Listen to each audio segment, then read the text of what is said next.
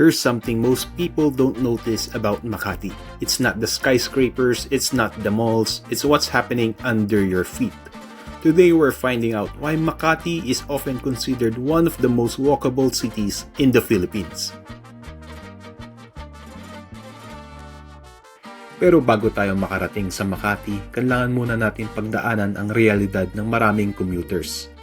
Nandito tayo ngayon sa Buendia, at kung araw-araw kang bumibiyahe papuntang Makati, alam mo na ang eksena rito.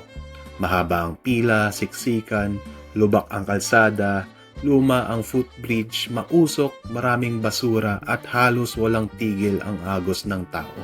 Pagkatapos nun, makikipagsiksikan ka pa sa bus kasama ang daang-daang empleyado papasok sa trabaho. Pero pagdating mo rito, parang ibang mundo. Welcome sa Makati Central Business District.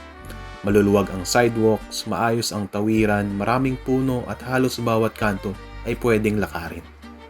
Dito matatagpuan ang Ayala Center, Salcedo Village, Legazpi Village, Bel Air, San Lorenzo, San Antonio at Urdaneta. Mga lugar na madalas naisip ng mga tao kapag sinasabing Makati. Pero isang bahagi lang ang Makati CBD ng buong lungsod. Meron pang mga barangay tulad ng Bangkal, Magallanes, Pio del Pilar, San Isidro at isa sa pinapaborito kong lugar, Palanan. Kaya ang tanong, walkable nga ba ang buong Makati o ang Makati CBD lang? At kung bakit nga ba ito tinatawag na isa sa pinaka-walkable na lungsod sa Pilipinas?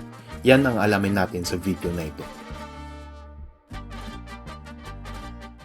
Sa unang lakad ko bilang isang commuter sa Makati, may isang bagay ang agad ako napansin. Hindi lang pala tungkol sa malalapad na sidewalks ang pagiging walkable. It's the little things that quietly make a huge difference.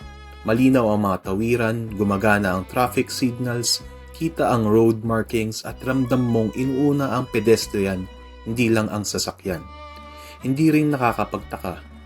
Makati CBD ang isa sa mga sentro ng trabaho sa Pilipinas. Libo-libong empleyado at commuters ang dumadaan dito araw-araw. Kaya malaking investment ang ginagawa ng lungsod at ng mga pribadong kumpanya para gawing mas madali, mas ligtas at mas komportable ang paglalakad.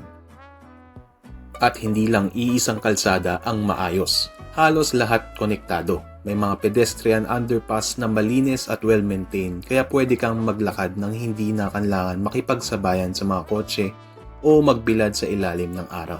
Pero ang pinakamagandang bahagi ng paglalakad ay may mga bagay kang natutuklasan na hindi mo mapapansin kapag nasa loob ka ng kotse. Habang naglalakad ako, may maliit na bakery ang nakaagaw ng pansin ko. Pagpasok ko pa lang, sinalubong na agad ako ng amoy na bagong lutong pandesal.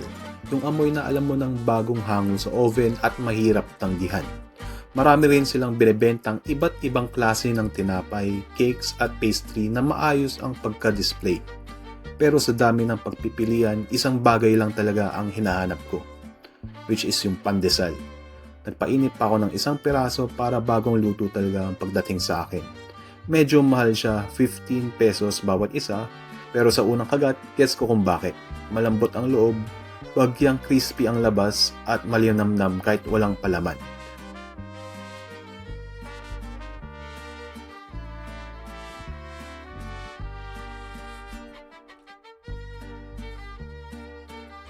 Siyempre, hindi kompleto ang break. Sinamahan ko na rin ng malamig na buko juice na may cream. Perfect sa paglaban sa init ng paglalakad. Habang nagpapatuloy ang lakad, napansin ko rin kung gaano karaming puno at pocket parks ang nasa paligid. Sa halos bawat kalsada, iba-iba ang uri ng mga puno at hindi lang sila basta itinanim. Marami sa mga punong ito ay lumaki na rin sa kasabay ng pag-unlad ng Makati. Tahimik silang saksi sa pagbabago ng lungsod. Isa rin sa mga bagay na gusto ko sa Makati CBD ay halos bawat community ay may sariling park o open space. Maliit man ang iba, malaking bagay ang nadudulot nila sa kalidad ng buhay ng mga tao. At siguro iyon ang pinakagusto ko sa paglalakad. Kapag mabagal ang takbo mo, mas marami kang napapansin. Katulad ngayon, may nakasalubong akong pusa, nakapulot ako ng isang magandang bulaklak at napansin ko kung gaano kaganda ang iba-ibang kulay ng mga dahon sa paligid. Minsan, hindi mo na kailangan maglakbay ng malayo para makakita ng maganda. Kailangan mo lang maglakad ng mas mabagal. Maraming salamat sa panonood. Kung nagustuhan nyo ang video na to, don't forget to subscribe para sa mas marami pang storya tungkol sa mga lugar na ating bibisitahin. At kung may gusto kayong makita o ma-explore natin sa susunod, leave a comment below.